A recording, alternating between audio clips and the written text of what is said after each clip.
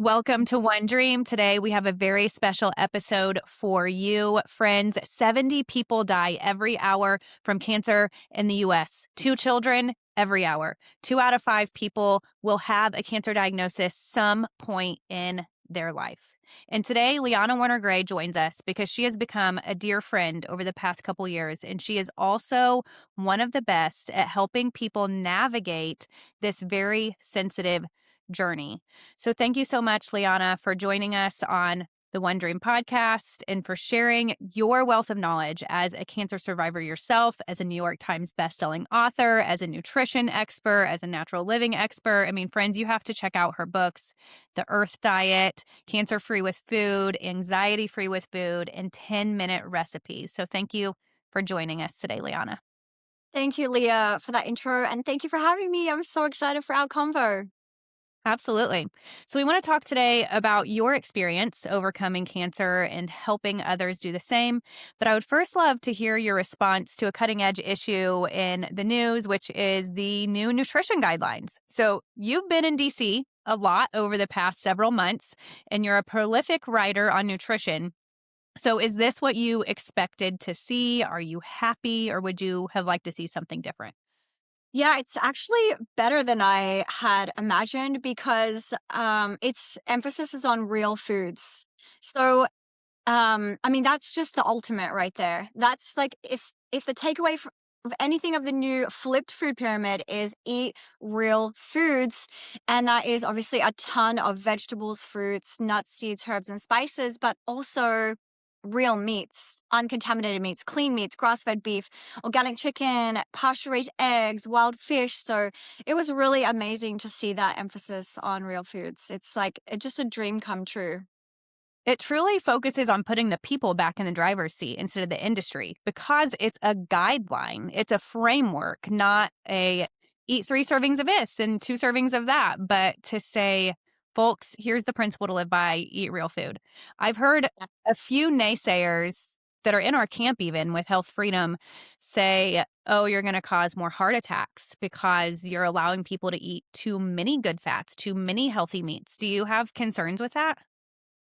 Well, I mean, the thing is, people need to be very bio individual and very careful that it's different for each person. So, me as a nutritionist working with different clients, I found that some people with certain types of cancers respond better to plant based fats versus animal fats like beef. Whereas other people, especially with any anxiety or any brain cancers, that they thrive more having animal fats, grass fed beef, and stuff like that. So, I do hope that we can educate people to make sure it's bio individual. Just because an avocado is good for you, it could cause bloating for someone else, and that we still need to keep that bio individual approach. But I think the food pyramid in general is in a good direction, and especially going from recommending the old food pyramid, which we know was government subsidized for over 70 years, recommending 6 to 11 servings of grain a day. Can you imagine someone eating 11 pieces of bread a day or 11 cups of rice a day? I mean, it was just absolutely crazy. So, yeah, I think it's going to help people a lot in the overall, as long as people keep in mind bio individuality. And before we even get into the cancer conversation, that bio-individuality is such a great topic and a great point to hit on because if we don't eat real foods, it's very hard to be in tune with what affects us. I mean, if you're eating something out of a box that has 15 ingredients, there's no way to do an elimination diet to know what is my body responding to. But if you're eating single ingredient foods, apples, ground beef, steak, fish, strawberries, then you know exactly what your body's responding to, which is a beautiful piece of information for the journey of health. Absolutely.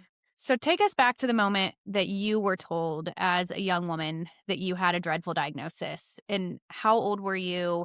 And did you go into this knowing, like, I'm really sick? Yeah, I was 21 at the time. And now looking back at it, I'm like, wow, that was so young. So that was 17 years ago. And I knew I was at a rock bottom with my health. I knew that I couldn't continue on the path I was on anymore. 5 years prior to that, I was binge eating on junk food. Food had become my drug. It was my escape. It was a way for me to escape really difficult emotions. And for 5 minutes, I would have this high and I would feel amazing eating all this sugary food, gummy bears. I would eat gummy bears for breakfast, Pizza Hut for lunch, McDonald's for dinner. Like my diet was awful. And so 5 years of that, and not just eating small amounts of it, but binge eating, like eating a lot of it. Um, I ended up with a golf ball sized tumor, 3.7 centimeters in my throat on my right side. Did a biopsy at the hospital, which made it worse. It aggravated the tumor. And then came back saying I had early stages of cancer, carcinoma in situ, which the good news was it was all in one place. I also had lymph nodes swollen in other places, but none of them seemed to be cancerous. So the good news was it was there. And I just remember thinking, like, I thought two things. I was like, I feel so terrible, so bad. So what do I do when I feel bad? I go and eat junk food. I was like, I just want to go to McDonald's and get a McFlurry. But then I was like, that is what got me into this situation. And I knew that it was my wake up call. And it was a chance to, like, for me to actually have severity and say, okay, I need to make some changes. So, yeah, it definitely was a rock bottom. When was that seed planted? I mean, how did you as a 21-year-old know this is my opportunity to make change? I mean, did you have natural health as your upbringing, or how was that seed planted in your head? Exactly. Like, thank God for my upbringing because I grew up in Alice Springs, which is in the center of Australia, which there's about 25,000 people there. It's like a very rare place to grow up. And I went to an Aboriginal school. So it was half Aboriginal, half white. And we were taught Indigenous culture. So from as young as I can remember, I was going to school at 3 years old. I can remember from age 5 learning things and it's sticking in my mind that I could heal anything, that anyone could heal anything. So, like, I just didn't know any different. I just was like, if you're sick with anything, you can heal anything with nature and with community because the indigenous tribes, they would basically use what they had around them. This was before 7-Eleven, technology, transportation. All they did was survive off the land for thousands of years before white civilization. And if someone got sick in the tribe, they would all get together and they would ask the great spirit god to help, and then they would use natural remedies and they would heal everything and anything that was just part of their culture. So that's how I grew up. And I grew up just very natural lifestyle. My parents were also very natural. So as soon as I got sick, the options were obviously like surgery or we can wait and see. You could do chemo radiation. And I was just like that. Yeah, I cannot do that.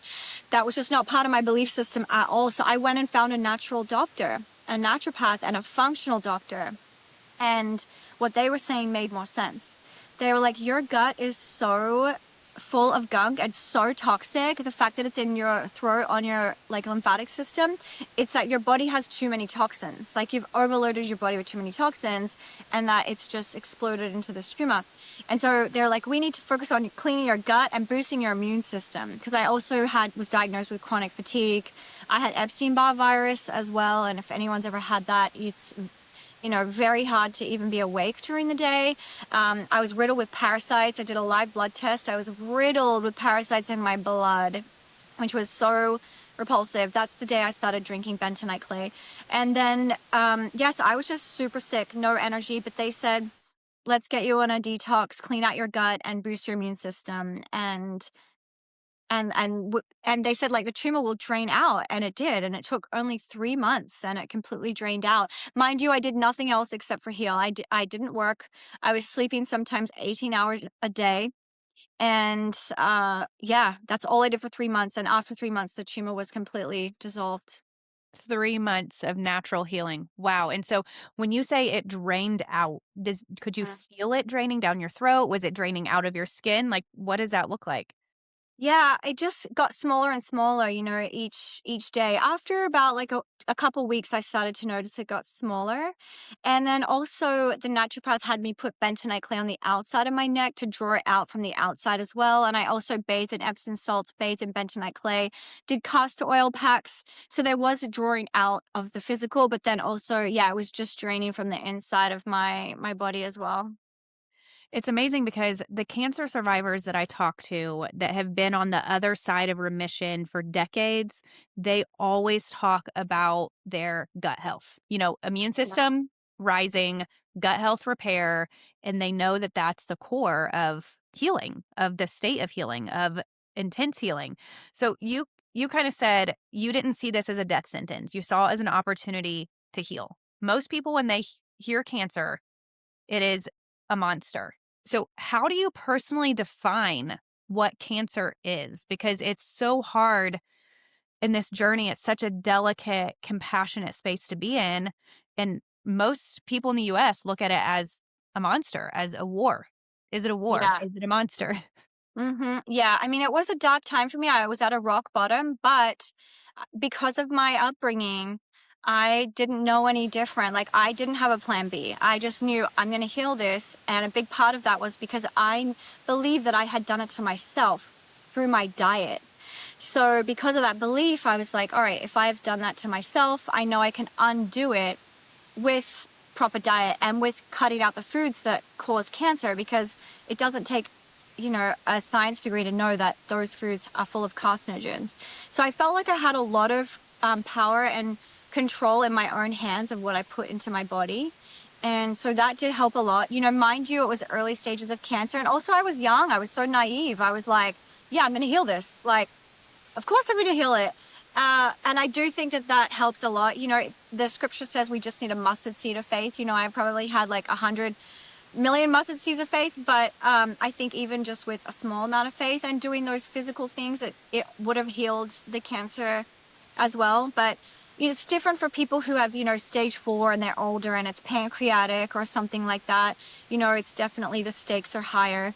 Um, but I've seen people who were told, you have 2 months left to live with pancreatic cancer. I've seen them extend their lives 2.5 years because of their diet. I mean, I've seen even people still alive today when doctors are like, you're going to be gone in 6 months. They're still alive today. So, with faith and with the right foods and detox, everyone with cancer needs to detox at some point, because I do believe that cancer is an accumulation of an overload of toxins.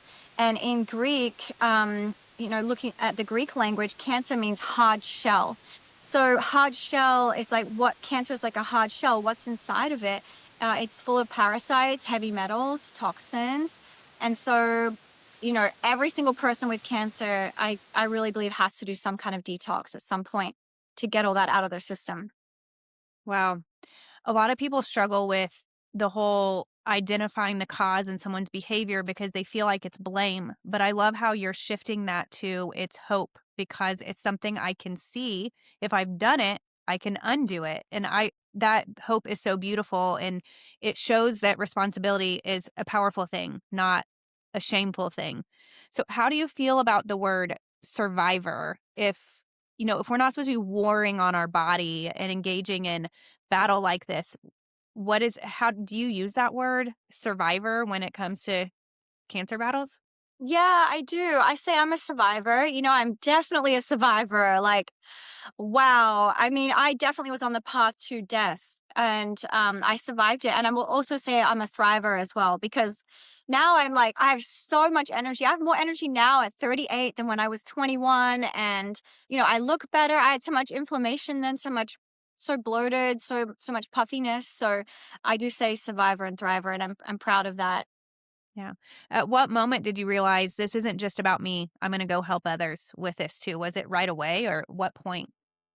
It was after I had really healed. So after I had healed, I was like, I want to help every single person, every single woman who is in the same boat as me, who's suffering with either binge eating, overeating, addiction to junk food, refined sugar, who is struggling with eating, disorderly eating, or has cancer. I was like, I want everyone to know about this. And that's when I started the blog called The Earth Diet. And the Earth Diet, the principle was going back to nature, eating foods straight from Earth. And I did a challenge. I was like, I'm going to eat only foods from Earth for 365 days. And every day I'm going to blog my experience. So I blogged my experience. Every time I had a craving, I would figure out a way to make it, like chocolate peanut butter cups, or would make chocolate bowls with cacao powder, almond flour, some honey, maple syrup. And then I would make chicken nuggets with a coating of almond flour and turmeric and make my own fries. And so I created all these recipes and just this really fun lifestyle. And the blog ended up going viral, and it helped me to overcome my cravings and temptations and come up with recipes. But in turn, it also helped so many people as well. So yeah, it's just awesome. It's when someone gets healed, usually right after, the next thing is like, I want to help and tell everyone else so that they can also heal, because human nature, where, we want to help and we want to share. And you did it. I mean, you created something. You looked at your present reality and where you wanted to go, and it's such a beautiful thing. What do you see as the common threads among the people you help that do heal? Are there commonalities of those who win at this? Yeah, people who are consistent. That's the main thing. So I see if people like the number one thing I recommend to all of my clients or my followers is every day, start the day right. Start the day with a big drink of either green juice or chlorophyll. And you could do a warm lemon water and add some chlorophyll drops, but get those greens in, get the chlorophyll into your system. And also, it's very biblical too. And the leaves will heal the nations. So start the day with that. And when I see people apply that and do that, the rest of their day is healthier. They make healthier choices, and ideally, I would try and get everyone on the earth diet, eating straight from nature, eating as many whole, real foods as possible, and eating organic and seasonal.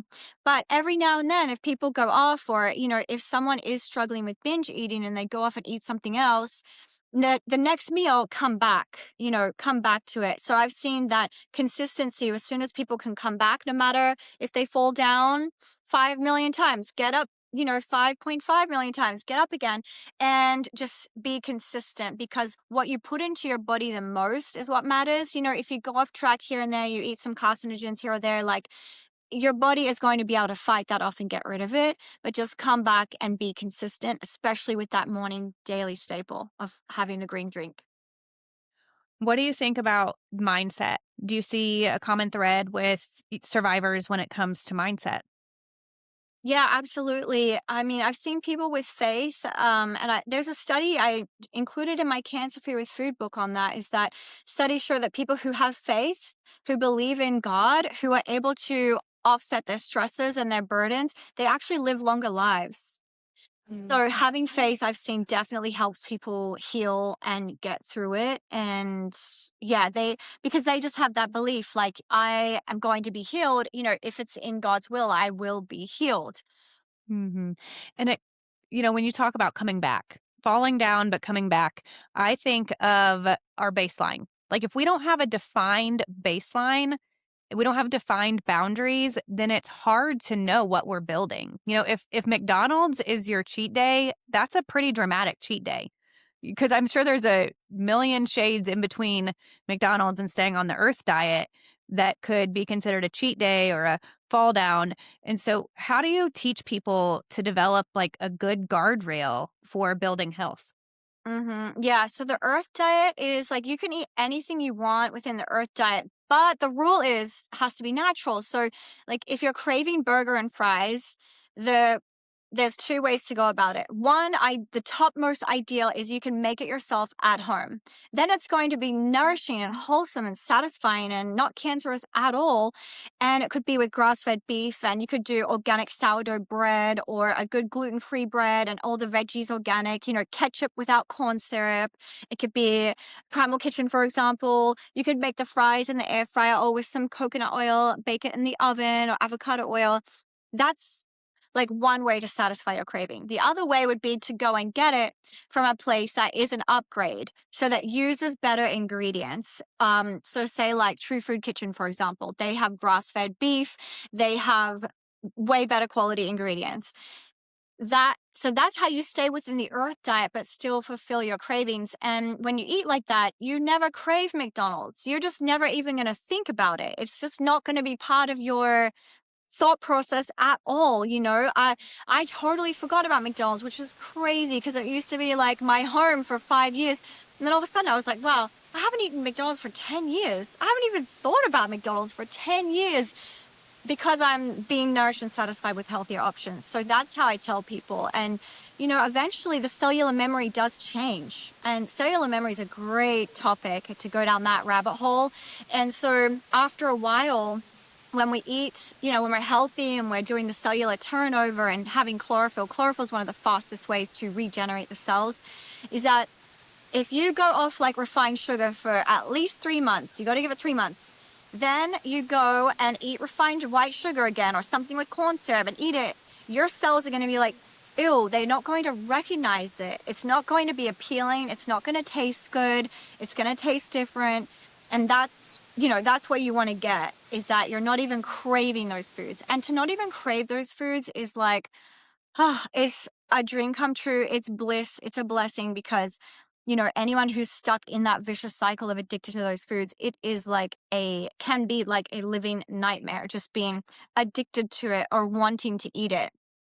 Yeah, it's like we're slaves to food, that it rules us instead of it serving us, and it's crazy. I'm like you, I don't think about McDonald's when my kids I have 14, 9, and 2-year-old children, and if you say the word McDonald's, the little ones don't even know what you're talking about. They start thinking Old McDonald had a farm, you know? And I remember my oldest, Wow. until he was probably in 3rd grade, when his friends would talk about McDonald's, he was like, "Aunt McDonald's?" Like, he didn't know how to conceptualize it. But now our That's health clinic impressive. yeah, our health clinic is directly across the street from a McDonald's, and so we can see just the traffic, and Wow. there's Lamborghinis that go through that drive-through. There's like it's like these people should know way too much to be craving this. But Yep. no, that's amazing. When it comes to the bentonite clay, is that how you say it? Bentonite? Bentonite clay. Yep. Bentonite clay. I've heard Hmm. you talk about that a lot. Like, what are your top 3 uses of the bentonite clay, and why do you, use that as part of your daily rhythm? The bentonite clay is definitely one of my top 10 favorite natural remedies on earth. So the reason is because when I was diagnosed with the tumor, I also did a live blood test and they showed my blood on the screen and it was riddled with parasites. And they said, you need to start drinking the bentonite clay. And that's when I learned about it. And they said, bentonite clay is volcanic ash. It's from lava exploding, also from volcanoes just breaking down. And it has a strong magnetic charge. And when you drink it, food grade, when you drink it, it goes in and it absorbs, it finds like, attracts like a magnet toxins, heavy metals, parasites, worms, and it will lock them into the antibodies and take it out with the clay. So I was like, done. Okay, I'm going to drink bentonite clay. So I've been drinking bentonite clay now for a good 17 years, and I really believe it helped to purify my body and my blood during that time that I was riddled with parasites, and it helps with the gut, also gut parasites. It's incredible. Yeah, it's really amazing. So you drink it daily, 17 years, or is it like once a week? Yeah, more like once a week. Yeah. Well, when I was sick, I was drinking it daily. For anyone who's sick with my clients, I say what I would do is drink it daily. And then, when you're good, just drink it once a week just to, if there are parasites in your gut or if there's new parasites from eating something there's eggs, it's going to help remove them. So it really helps stop parasites in their tracks. So I do, I wish it was a daily, a household staple for every person in the world. And the indigenous people, they taught me a while ago, they're like, there's enough clay here for everyone on earth for the next 1,500 years. And I thought that was interesting. We don't know how long the earth is going to be around for, but we do know that God has provided the clay for us during this time, that he knew we would need to purify our bodies. And you can feel it immediately. Like as soon as you drink it, it's like instant purification. It's incredible, especially if anyone's, drinking alcohol or around a lot of toxins, if they're smoking cigarettes, or if anyone has gut pain or any intestinal issues like Crohn's disease, any intestinal bleeding, bloating, IBS, drink the clay every single day. Drink it until, what I would do is drink it every single day until I was healed, because people can be having major stomach cramps or gut pain. And as soon as they drink the clay, feel relief almost Wow. immediately. It's really amazing. Wow. I wonder if it would help people with heartburn then too. You know how if you drink the baking soda, it Yep. helps with heartburn? I wonder if bentonite clay is also an option. Bentonite clay is something I tell my clients to do if they have heartburn. Exactly. Yeah. And to swish it around in their mouth. And it's very alkalizing. So it takes out the acidity. You just have to make sure it's food grade. So the one that I drink here in America is the Redmond clay. It Mm. comes from Utah in Redmond, and it is food grade. It will say facial mud on the label, and that's because of the FDA, unfortunately, but it is food grade. That's the one I've been drinking ever since I've been here in the States for 16 years. So yeah, and I post about that all the time. Yes, and it's awesome to, kind of confront that, yeah, we're drinking facial mud, but guess what? Everything you put on your face should be edible too. So just keep that in mind, friends. But Yes, yes, exactly. Yep. Yeah. If you can't eat it, don't put it on your skin. It also is great. Ladies, it is like nature's Botox for real. And the ancient Egyptians knew this. They were using it. They used it way back to drink and for their skin because they were really, into vanity and into their looks. And so you put it on your face for a good hour and it will like pull your face tight and it removes all impurities. Like if you have rosacea, eczema, psoriasis, like it just is going to pull everything out. It's really powerful. you're inspiring me. If someone is healthy right now, but they want to make sure they are living an anti-cancer lifestyle, not from fear, but from empowerment, because we know our environment is wildly imperfect, what's your best advice? Yeah, so in my book, Cancer Free with Food, I do talk about all the top things that cause cancer, all the top carcinogens, and then I have the top foods that help to kill and just make sure it's very hard for cancer to grow in their body. So one of my biggest things is protecting people's health and making sure that their body is inhospitable to cancer. And there are so many ways to do it, but it's really come down to three different things for me and all of the studies for the last 17 years. If you have these three things every single day, it makes it very hard for cancer to grow in your body. And these three things aren't a fad. This is something you really want to integrate into your life every single day. You're going to feel amazing, by the way, after the first day. It's like undeniable. But the three things are, the first one is the liquid chlorophyll that we discussed. So starting the day with either a green drink or just liquid chlorophyll in water. And liquid chlorophyll is an extract from leafy greens. And we know that leafy greens from science, it is totally keeps the body alkaline, keeps the body, very anti-cancer. But also in the scriptures, in Ezekiel 47:12 is the first time it mentions it. It says, the leaves will be for medicine.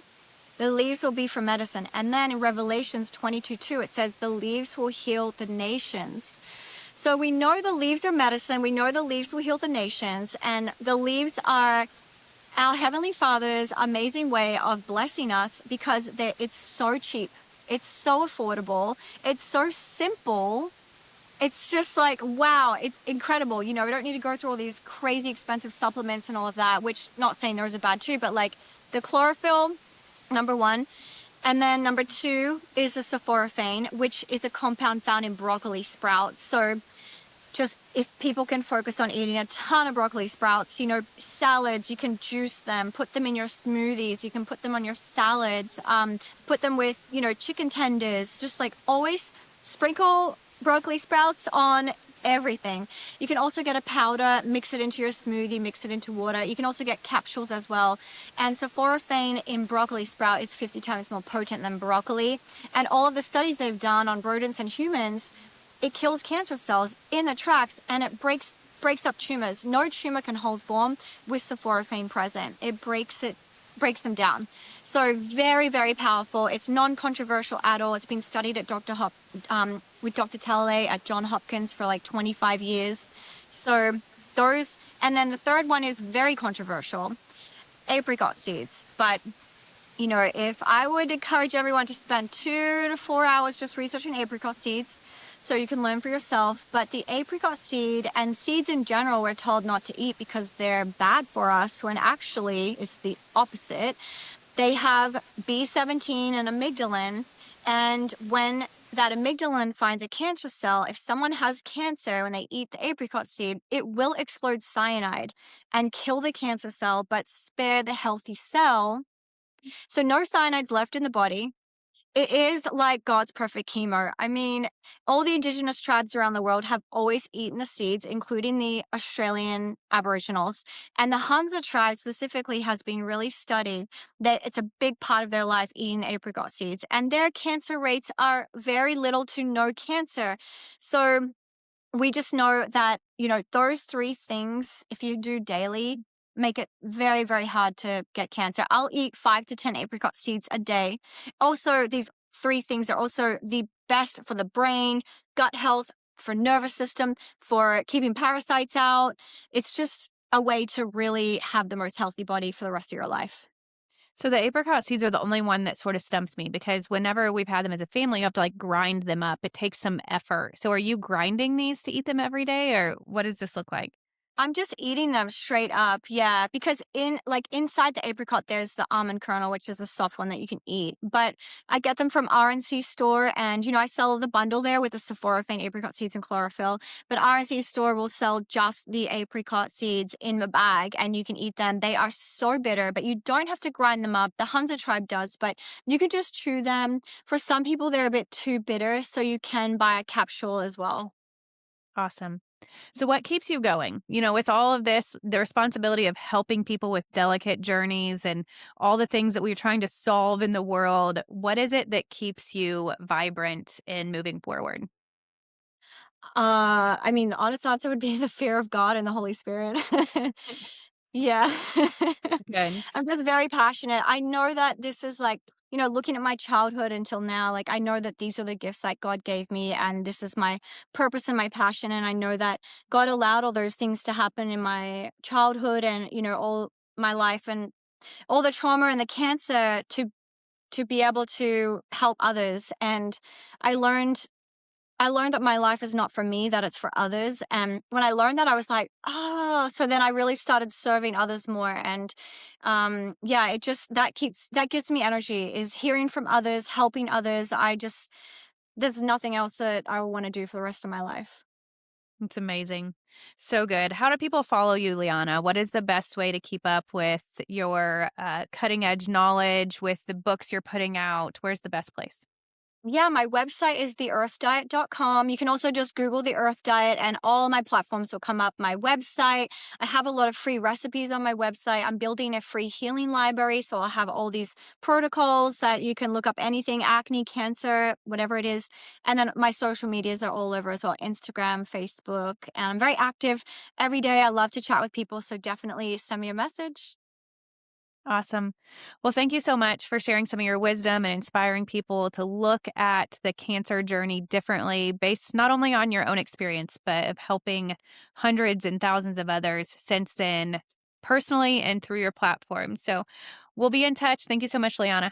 Thank you, Leah. Love you so much. Thank you.